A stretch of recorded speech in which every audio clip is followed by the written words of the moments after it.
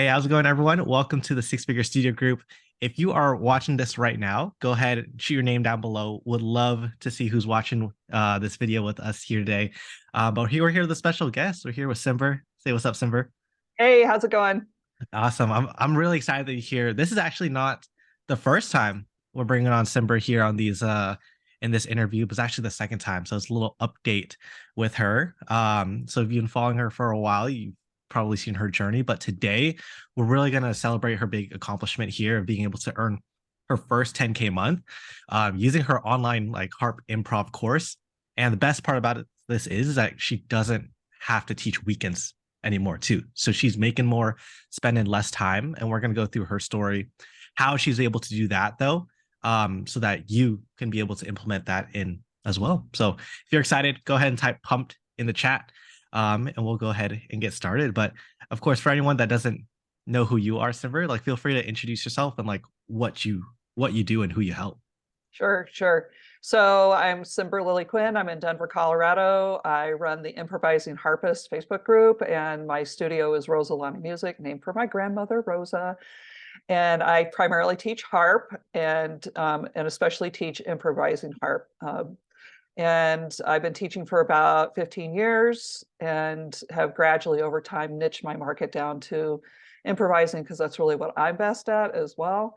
And love helping people get off the page and more into their own music, whether that's actually composing and notating their music or just learning how to improvise and make their own stuff happen. So yeah, that's what I do.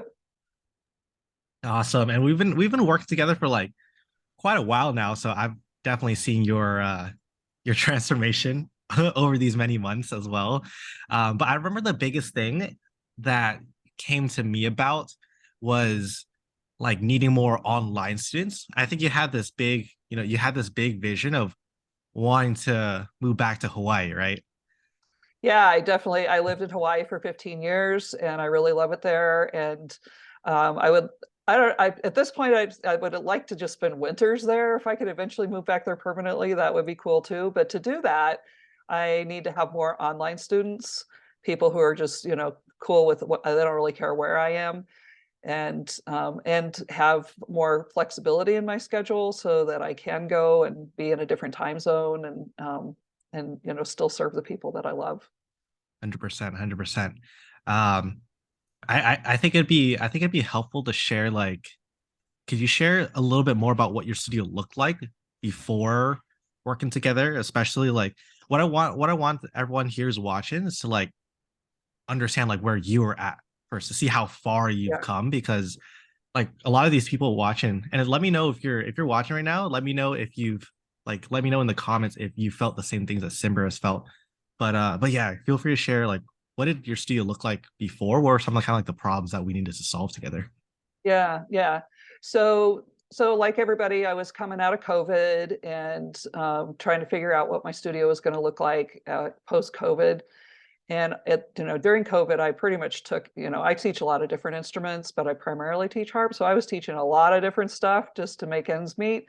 And I was doing some Zoom, but some a lot more one-on-ones and in-person stuff. And to make this whole Hawaii thing happen, I just needed to be more online more. And I wanted to niche down because I was like teaching ukulele and I'm teaching voice and I'm teaching piano and I'm teaching harp and that's like too many lesson plans.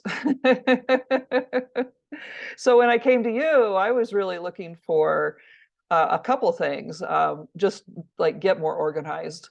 I was like skull scattered and kind of spread out in too many different directions. And then just having the accountability and the support of a community is really important to me to be able to talk to other teachers. And I should say, really important for me to share is that I have worked with a lot of business coaches, and you're the only one that I've worked with who is also a music teacher. Is there's so many business Mhm. coaches out there who just don't get the music teacher lifestyle because they're not musicians or they're not music teachers, and you bring this crucial piece that I've been looking for a really long time. So yeah, so let's do it. So when we first started working together, it became about building my Facebook group and beginning to get my community together. And when I very first started, I just went out and like I teach harp. And so, but what's happened is when I put out there that first it was just impactful harp group, but people started showing up who are like super highly trained harpists with PhDs, and like, oh my God, what do they want from me? What do I have to offer them? And what I had to offer them was improv. All these people have been highly trained to read music. They know the balls and sticks, but they didn't know how to get off the page. And so that's been the focus of what I've been doing. So gradually, I'll talk about the masterclass in a second, but gradually, as I communicated more with my people and asked them, like, what do you want? What are you here for? What's going to be really helpful to you? They started saying, well, improvisation. And I'm like, well, lucky me, that's my area of expertise. And so it was a scary step then to say, just stop saying I teach harp and just say I teach improv on the harp, which is very narrow, but it's really helped me find exactly the right people who are on the same wavelength, and it's been really, really fun. It works really well because like it like it's fully aligned with like what you already do. And that's been like the if I could share a little bit, that's like I feel like the theme of this year for me is just alignment. And especially when like we're trying to look for who's our ideal student or who do we really want to teach. There's obviously like if you're watching this, you probably can teach any student because you're a great teacher. But like especially for you, Cymber, it's like you really specialize in improvising. It's part of your musician story. You improvise for a living with your podcast too. So it's like there's there's like that sense of alignment where you feel 10 out of 10 with like who you serve, the problem you solve, the transformation you deliver as well. How you help them. It's like when it's a 10 out of 10, it makes things a lot easier, especially when things get tough because being able to get this 10K is not an easy task by any means, but like I feel like because you were so aligned with the vision that you had, like that motivation like propelled you to keep going. And we'll Yeah, definitely talk about that for sure. yeah, Um, 100%. Because it's, there's in the business world, they talk about the big why. Like what is the reason you get up in the morning? What is the reason that who are the people you're serving? What it really matters. And when they started saying we want to learn to improvise, I'm like, oh my gosh, well that's exactly what like you mentioned my podcast. I have a podcast. I'm just about a 30,000 downloads, and it's 100% improvised. I do it all in one take and get it out there, and people listen to it, and that's what I do. And so that's like the proof of concept of like this is who I am and this is what I teach. 100%, 100%. I'd love to hear like hear more about like where the studio's at now. Like where is it now? We've already talked about like the income level, but what is that income like actually allowing you to do? And then we can go ahead and dive into some like key components of how we even got there as well. Sure, sure. Yeah, so I would say probably 18 months ago, I sat down and I made this big, hairy, audacious goal for myself that I was going to double my income. And I didn't know how I was going to do it. And that was right before I met you. And so that has happened now, that I've doubled my income and I have a full one-on-one studio. Like I cannot take any more one-on-one students. But what that's allowed me to do is stop teaching on Saturdays, which you mentioned a minute ago. And I've been teaching on Saturdays for over a decade. And sometimes that meant teaching 6 days a week, and but definitely impacted my social life because I couldn't go do things with my friends. And so just in January I made the decision. I sat down and I'm like, well, if I stop teaching on Saturdays, how much am I going to lose? And on the one hand, it was not a huge percentage of my income. Is like, well, I can afford to lose this and I can afford to keep going. But on the other hand, actually everybody who was on Saturdays moved into weekday schedules, and so I didn't lose anything. It was really awesome. And I got my Yeah. weekends back. I just had another awesome weekend. Woke up Saturday morning and I'm like, I don't have to get dressed and like be on. I can just like have a normal weekend. You can sleep in. Right, right. Yeah, I remember when when I was like when I used to travel to people's lessons, and I would do that on the weekend. Like at the time, it was convenient because like I would go to church on Sunday morning, and then I would just drive to like one of my students' houses who went to the same church, so they would be free. But then later on, like as you start to allow one student on a Sunday, you're like, oh, I might as well take on another student because I'm already out and about. Or even when I was at home, I would do lessons on Saturdays, and then it just starts to pile up, and then like you don't even look forward to the weekends Right. anymore. So, so I'm glad you got it back. It's like something we definitely take for granted, for sure.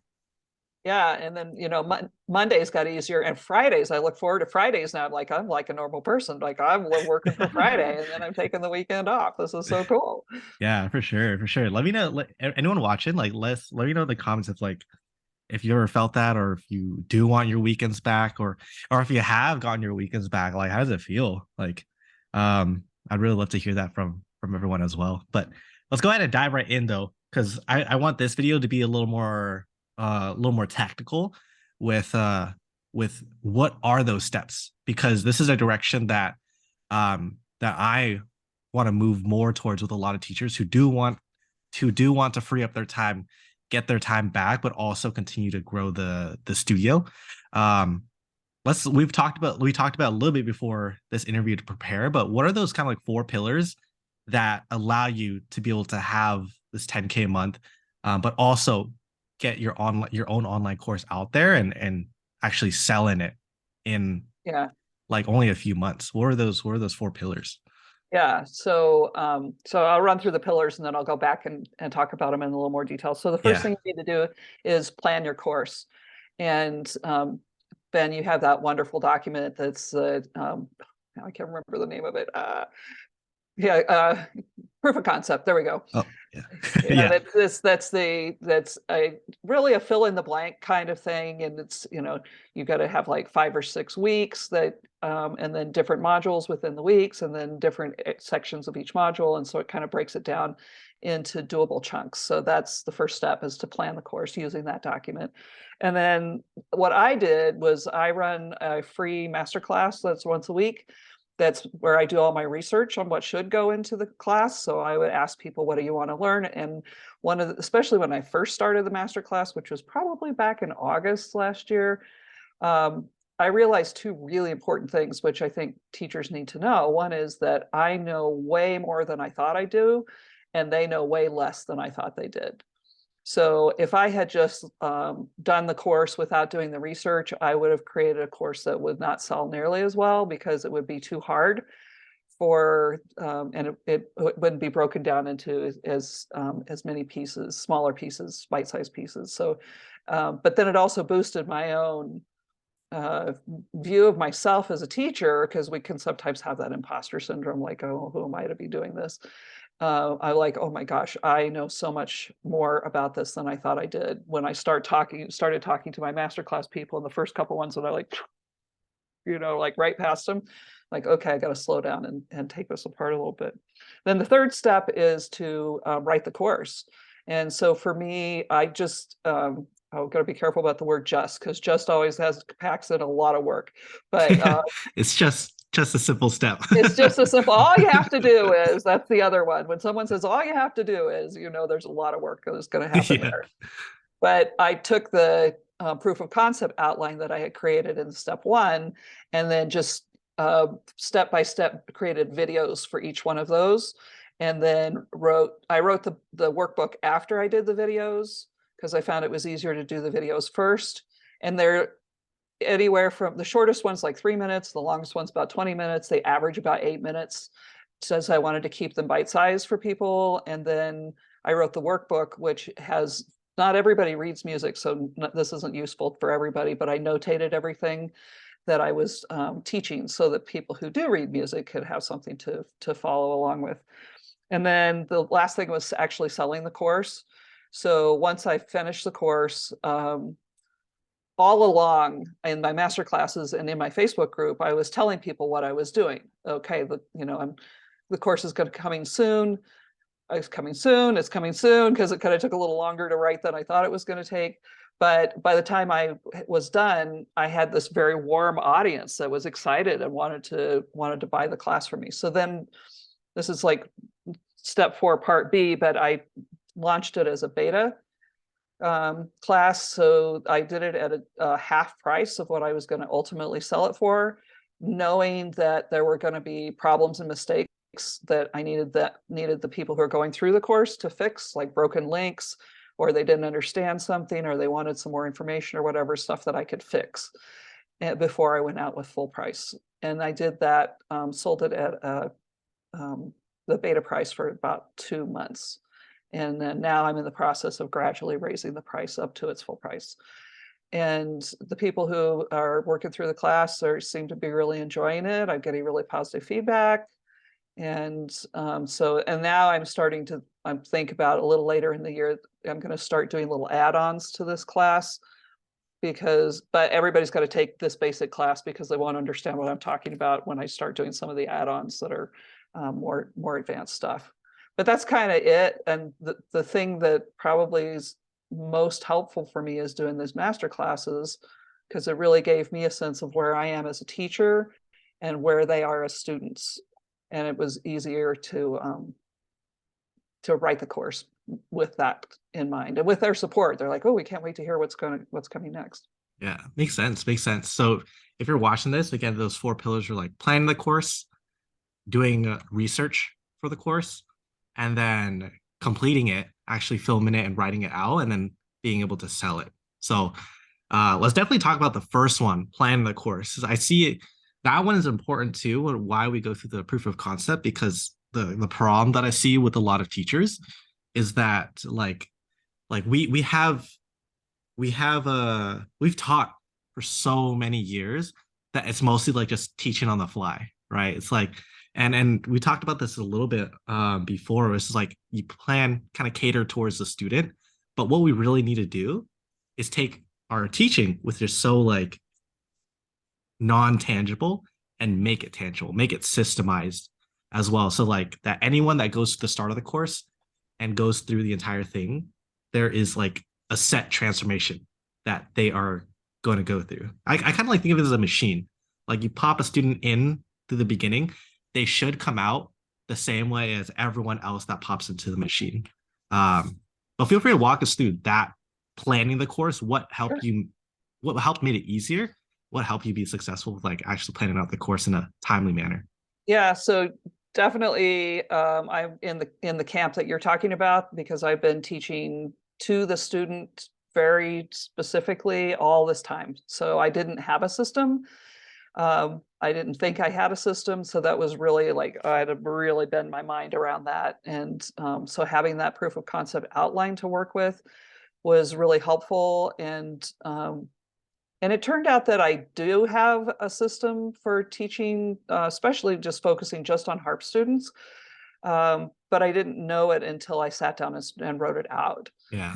So doing that, and it's kind of like, you can think of it as like writing the table of contents for the course. Yeah, That exactly. or That's an a good way of outline. putting it. Yeah, Yeah, exactly that. It's the table of contents. it's the table of contents for the course, and it's going to change a little bit here and there as you go along. But I did it all in a Google Doc. And the whole course is in a Google Doc. It's not in some fancy course delivery mechanism or whatever. It's just links in a Google Doc. And the thing that's cool about a Google Doc, is that if you use some of the formatting there, it will develop table of contents for you automatically. So you don't have to go back and do that. And so going through that was really, actually for me, was a fairly quick process. And then as I went along, I had to move things around a little bit and adjust a little bit. I will say also that before I became a music teacher 15 years ago, I was a professional writer. So I spent a lot of time doing this for other clients. And so I have a lot of experience creating outlines for people, and I'm always happy to help people get that, because Yeah. once you have the outline in place, then it's really like just plug and chug, and and do each part of the chapter. Did you did you get stuck, or like did you have a hard time like figuring out what contents you wanted in your proof of concept, in your table of contents, like initially? 'Cause I feel like when if I were to go through this again, but with like music specifically, I feel like I put like everything in there. There's so much to learn about music, right? Like, how do you know what to put in your course? That's important.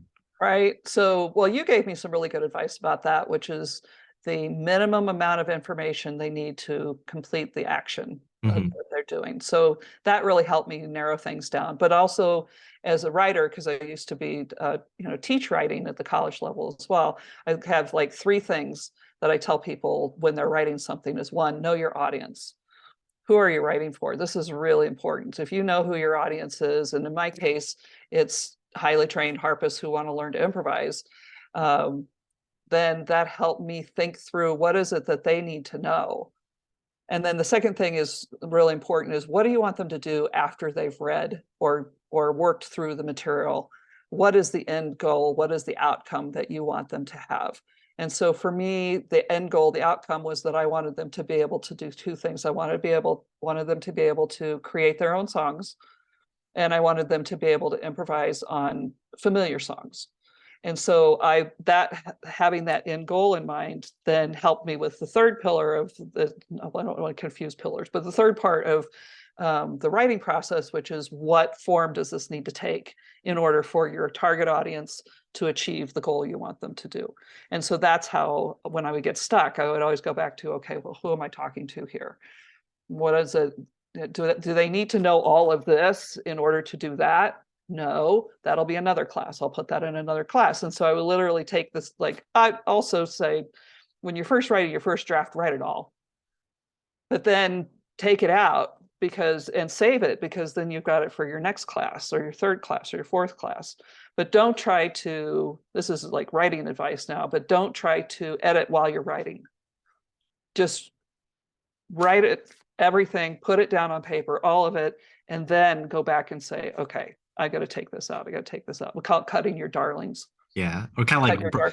yeah, brain dump it, brain dump Yeah, everything. definitely.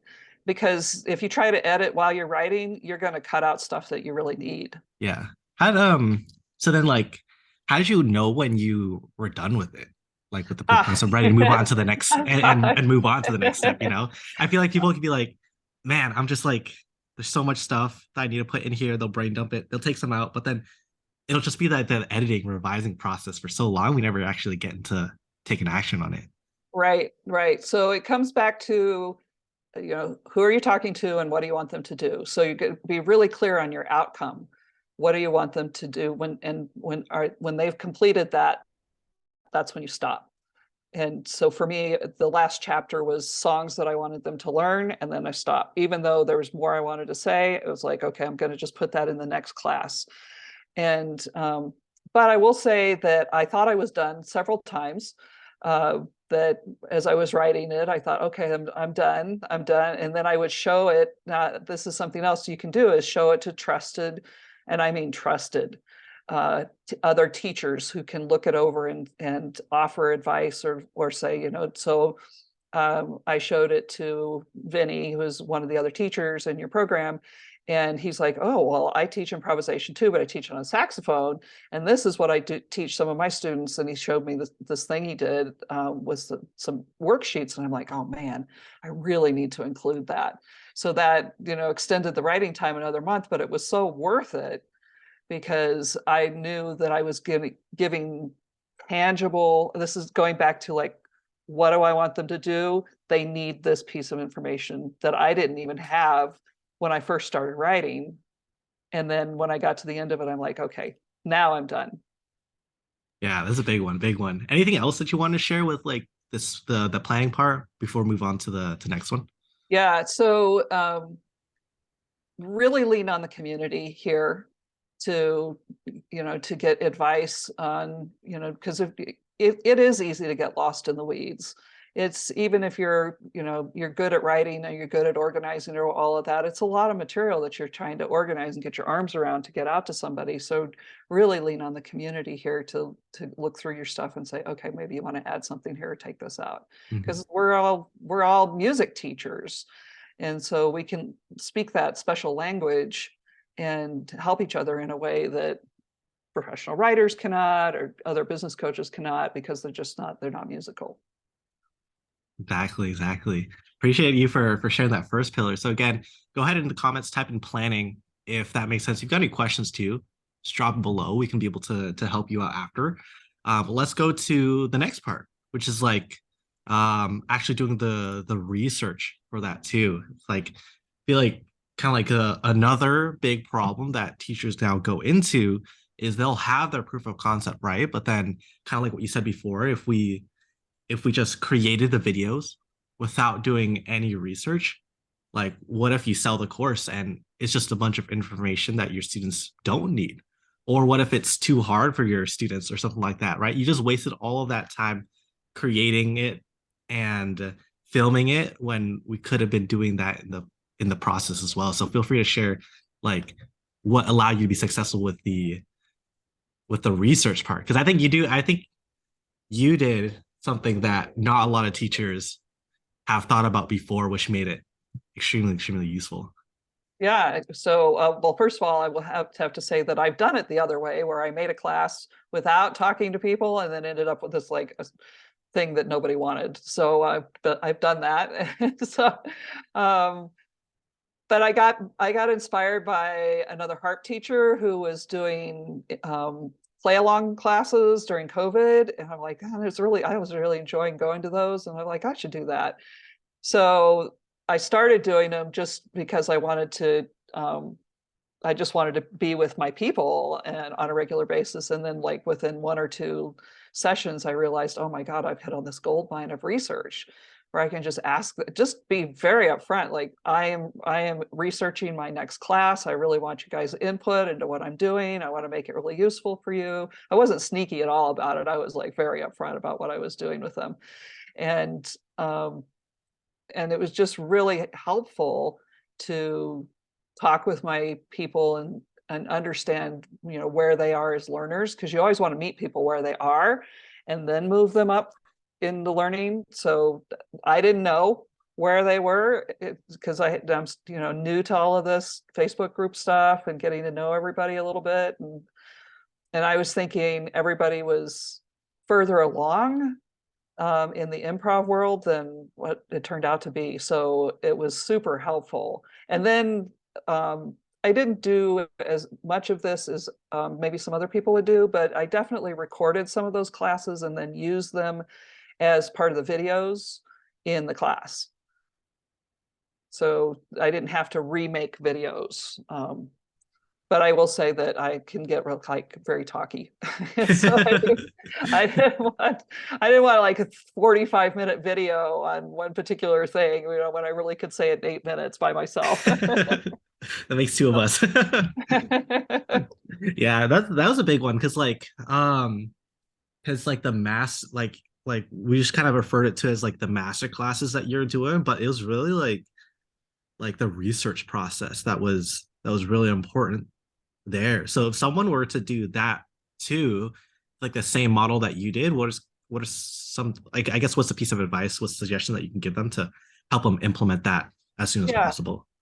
So pick a day and time that I started out doing them 3 times a week, and that was way too much. I didn't need to do that. I do them once a week now, and I don't do them always every week. Sometimes, I've got other things going on. That's the nice thing about it being a free master class. Like, well, I'm not available, so I'm not coming. But pick a time and do it regularly. And even if people can't come in person, they will watch it later. I've probably got as many people who come to listen to it live. I've got like twice as many people who watch it later, so I do it at 7 o'clock at night in Denver. That's the middle of the night for European people, but I have a lot of European people so I'm going to probably do one a month where I do it at a time that's good for them. And then take notes, really listen. I guess that's probably the biggest piece of advice, is really listen to what they're telling you, because they are telling you exactly what they want to buy. You don't have to make that stuff up. You could just listen to them and take notes and just deliver what they're asking for, and you're going to create something wonderful. Exactly. Just like sell them what they want. You just ask Yep. them. Yeah. Yeah, and do, and it's in alignment with what you love to do. Like it is not an effort for me at all to do these master classes. Yeah. I Make it look fun. forward to them, and people say, "Oh my God, that's such a big." No, it's not. It's not a big time commitment at all. It's between 45 and 50 minutes Tuesday nights, and I love doing it, and I love the feedback that I get. 100%. Yeah. So go ahead in the comments, type in research if that makes sense. Drop any questions that you have as well. I do have some thoughts to connect back to this stage, but it's really associated with the next one here with actually filming the course now. Um, I feel like a lot of teachers get bogged down with like the tech aspect with things. Oh, do I have to buy Kajabi? Do I need to like invest in a bunch of equipment before? I feel like those are just like excuses. Just delay that process. So, so for Yeah. you, what kind of helped you just get into the filming? What made it easy for you, so that you can actually complete the course and start selling it? Yeah. So I totally get that. That tech paralysis that can happen. Like, how am I gonna do this? How am I gonna do that? And I was just following what you were doing, Ben. You put together these really nice documents that are, make a copy of this document and then start working on it on your own. That was the model that I was following. And then I sometimes would use Zoom for a recording, and sometimes I'm on a Mac, so I use QuickTime for recording. And if I had it to do over again, or we'll just say it this way, if when I do the next one, I'll have two cameras because people wanted more close-ups of my hands. Yeah. That's important for music specifically for sure. Yeah, music, and make sure that your sound is that people can hear what you're doing, but especially Zoom's got this new noise canceling thing going on for, so you have to make sure that your music, your original sound for musicians is on. Otherwise, for me, they can't hear the harp, they can only hear me talking. So I always have to remember to turn that on. Otherwise, they can't hear what I'm doing. So from a technical point of view, that's what I did. I am going to look into some other delivery mechanisms like Google Classroom. Um, I'm not ready for Kajabi. I don't know if I'm ever going to need it actually, because Yeah. the way it's working is I've got this 70-page document which and each chapter links to the videos, and all of that is stored on a Google Drive. So then I Yeah. And just then you're in the far future, like definitely right. not needed.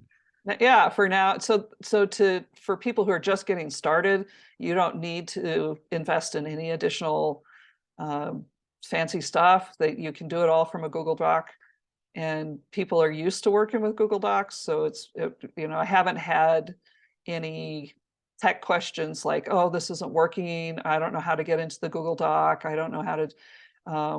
Did have to fix a couple links, but that was it. And so far, everybody seems to be navigating really easily through the program. Yeah, exactly. I hear people like, oh, I need Teachable or something like that. If people are telling you need that, then they're focusing on like the wrong thing.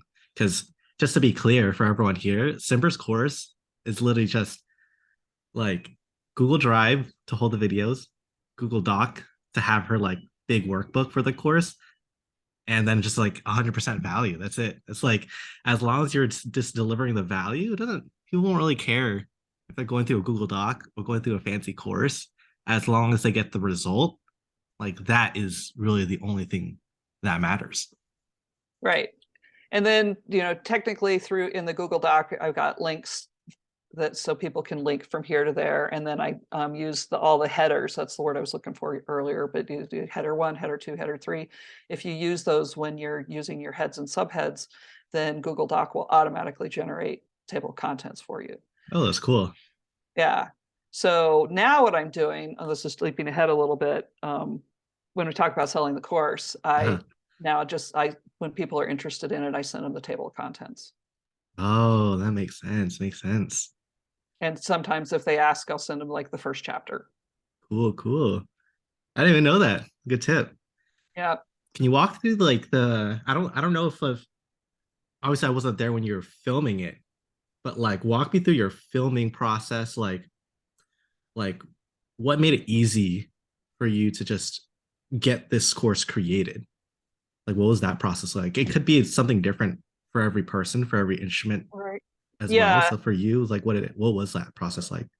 Well, part of it again was going back to the master class because I was spending so much time on Zoom with the harp. I'm using this black harp here, um, and a headset.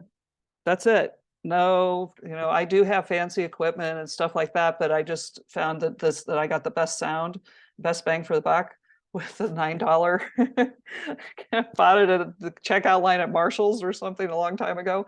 Um, and then QuickTime or Zoom, and would record those and then put them up on the Google Drive, and with very minimal editing. I just like I'm just talking kind of like how we're talking today. I didn't feel like I probably out of the 30, I think I have 38 videos in this class, which I totally wasn't expecting. When I first planned it out, it was 24, but then gradually it was like, oh, I need to add this. Oh, I need to add this. I need to add this. But I've been talking for so long on the master class about this stuff that I could do most things in one take. So that's another way the master class comes in, is that you're practicing your your video skills because you're talking to these people on Zoom. Yeah, yeah. That was literally connected to the point that I wanted to bring up again. It's like the master class that you do, like they were helping you be able to prepare for the course. Yeah. And in some cases too, like this is what I want other teachers to do is like use the master class to film your course. Like treat the master class as like the biggest problem that I really want to solve for teachers who want to create courses, who want to be able to grow their studio so they can have more time for themselves is that like if money is the biggest problem that you're trying to solve, you're trying to get more money, like why are you spending months and months and months like filming a course and not earning money out of that as well? So you should be like killing two three birds with one stone, where you can use the masterclass, not just like prepare to film your course, but like might as well just use that too. Like you said, you have some recordings of your master classes as part of the course. So Mhm. use that time to just experiment with things. But more often than not, a lot of the videos in my course are just recordings of calls that I've had with with you guys or with the group. So that is able to save me a lot of time without having to spend extra time being able to film offline. Right. Right. And I so but you bring up a really important point. It's something that everybody needs to be aware of as they're doing this, is that it does take time to do this. And so you need to plan carefully so that um, you're not sucking time away from something else that you need to be. So my studio was in a good position. I had, a lot of like long-term stable students that I didn't have to worry about, gave me the opportunity to then divert some of my attention for, let's be honest, it took me a few months to do this. It's 35 videos and a 70-page workbook. So it's a substantial investment of my time to do it. And having that work that we did together earlier in the year put me in a really good position to be able to do that. Exactly, exactly. Anything else that you want to share here with the creating part before we move on to the last section, the last pillar? Yeah. So again, I just got so much support from the six-figure community. Because it sounds, oh great, I'm going to write a course, but there's this point towards the end where you start to go, I hate this. I don't want to do this. And there's all kinds of fears that come up too around completing a project. Like once it's done, and then you have to put it out there. And that's true for any musical, if you've ever recorded an album or a song or whatever, you get to the end, you're mixing, you're mastering, and you're like, oh no, now I have to put this out here and people are going to judge it. You got to be prepared for that. And so having the six-figure community with me along, and I had like two or three trusted people in the community that were actually reading as I was writing. And they're like, you can do it, you can do it. You also have been, you're really instrumental in that. And that helped me push through to the last, to actually finish it. And I think it's really important. It's hard. It doesn't have to be hard, but it was hard for me to, like get to the end line, to get to the end goal, and having that support was essential for getting it done. Yeah, I remember that analogy you shared with me too. What was it again? Like the knitting one? Oh, Yeah. yeah, I'm a knitter, and so when I'm making a sweater, you do the front, you do the back, you do one of the arms, and then you get to the second arm, and you're like halfway through the second arm, you're like, I hate this yarn. I don't want to do this. I'm bored with this. I don't want to do it anymore. But you got to finish, or you're not going to have a sweater. And the same is true. So as I posted on Facebook, to my friends, of like, I'm swearing a blue streak today. I'm trying to get this thing done. And everybody's like, they're so supportive. My Facebook friends, as well as this group, are like, you can do it, you can do it. And having that cheering squad was really, really helpful to getting it finished and get it out the door. Yeah, yeah. And it's kind of like I don't know if I shared this before, but like this year I'm really focusing on like developing myself as like songwriter, music producer. So I've been like writing more songs on my free time. Because like I feel like that's something I should practice practice more. What I preach is that like I'm not just gonna be working all day, but I want to use this time that I have now to get back into hobbies and the things that I like to do. So this year I've been really focusing on becoming a better music producer and writing songs.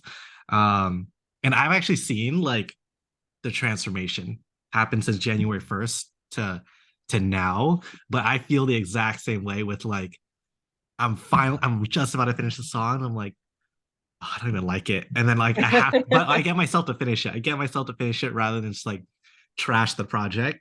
So I definitely feel you there. Yeah, yeah. And so I just say that because as musicians, I think at some form, whether you're doing a performance or a recording or whatever, there's that moment where you're like, oh, this sucks. I don't want to do it. Yeah. And that's human nature to be, it's easy to get scared, and maybe we don't even recognize that as fear, but that it's going to be done and it's going to be judged. Yeah. And having that community behind you that's like, this is really good. You're putting out something really good. You're putting out quality stuff that gets you over the fear of what a stranger's going to think when they see it. Yeah, yeah. So if that makes sense, everyone, like type in what is that? Creating, right? Creating the course. Because we don't have too much time right now, but we want to get into the last part here, which is selling the course, the most important part, like actually being able to make the money too. So tell us more about like that experience, like how many of the courses have you sold so far, and kind of like that process with being able to actually sell the Sure. course now. So now I'm in the selling phase of the project, because it's done. All the other planning, the writing, the research, all that's all done. So now it's selling the course. So initially, I put it out to my Facebook group that I was selling the course for beta, and I think I sold probably 15 courses. And that's how I got to my 10K month in December, which is usually not the best month for me, because, everybody's on vacation, including me. So when I look back at my books, and I'm like, oh my God, I did 10K month. And I was like, and I took a whole week off, and half my students were gone anyway. And oh my goodness, this was really good. So now I'm into the next phase of selling, where I'm starting to raise the prices. And I have a post that you and I crafted that is pinned to the top of my group. And so when people first come in, I have my virtual assistant, Dawn, who's working with you as well. And so Dawn will introduce them to that post. And I now, like, I kind of think about it like the sales process initially was like, I'm taking snowflakes and sticking them together and trying to make a snowball or whatever. But as the group has grown and more people are just see the posts there in the Facebook group, they're starting to contact me instead of me contacting them. So that's like 1 to 2 people a week right now that are contacting me and saying, oh, I'm interested in this. And then as the Facebook group continues to grow, and I'm at about almost 800 members, uh, Mm, then nice. yeah. Um, then those numbers, just by working the numbers, those numbers are going to go up, and there's going to be more sales. Makes So, sense. Makes sense. and then the sales process itself is kind of, I don't know, I know we're running out of time, but I'm following the direct message sales process that you teach. So, and I know we've worked over the last year on refining the script and getting, so that we're really talking to people about improvisation on the harp, and that whether they, how much help they need with that. I So, think I think people overcomplicate it too, where it's like the biggest problem I see with a lot of teachers when they're starting to sell the course now is kind of like that tech problem where it's like, man, do I need like a whole landing page? Do I need to start running ads? Do I need a website to sell the course? Um, it's not that complicated.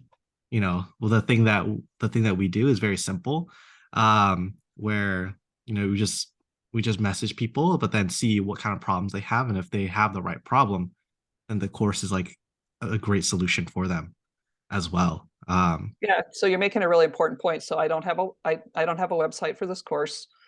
I don't have, complicated sales process. There's no landing page. There's no, everything is done by conversation and direct mail and Zoom call. And then people Venmo me the money and I send them the link. That's Yeah. the whole process. Easy. Yeah. Doesn't need to be complicated than that. Um, I like it. Yeah, it's just, and it's more personal that way. Yeah. Now what's happening is people are asking me for more information. They want to know more information. And so now I've started sending them the table of contents of the course so that they can, and it's like 3 pages long, this table of contents. So it's, just giving them value even just from that. So, but that's it. That's my sales process, and talking with people and then really understanding their problems, really understanding the problem that they're trying to solve, making sure that financially they're in a position um, to purchase the course. And then what's happened over time is that if they're not in a position to purchase the course, then I direct them to the free masterclass. And then what's happening now is people who said no, now they've come to the masterclass a few times, they're like, well, maybe yes.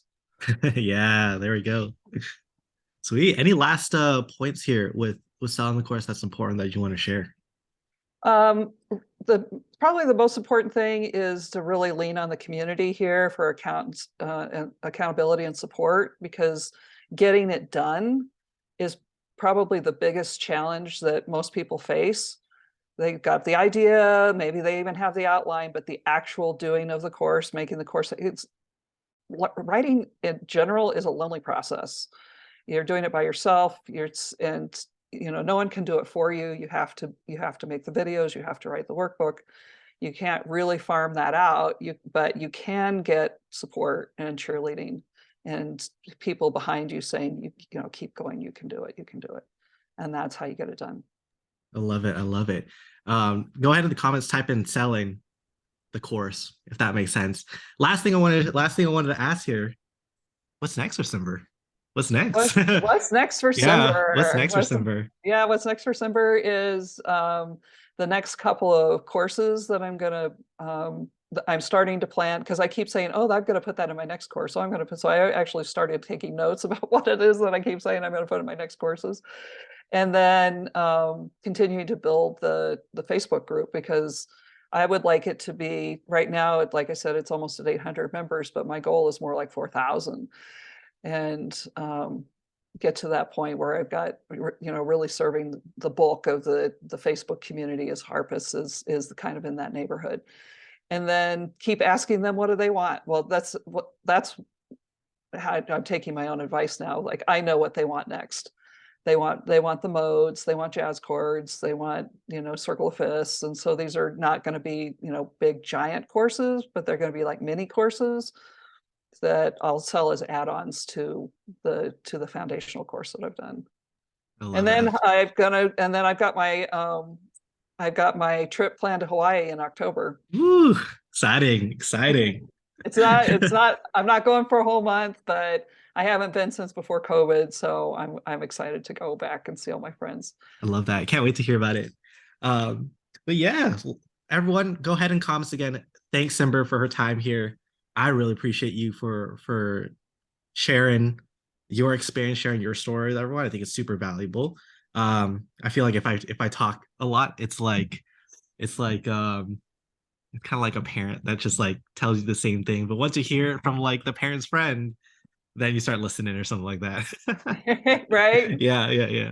But other than that, though, appreciate you all for being here. Again, thanks, Simmer, down below, and I will see you in the next one.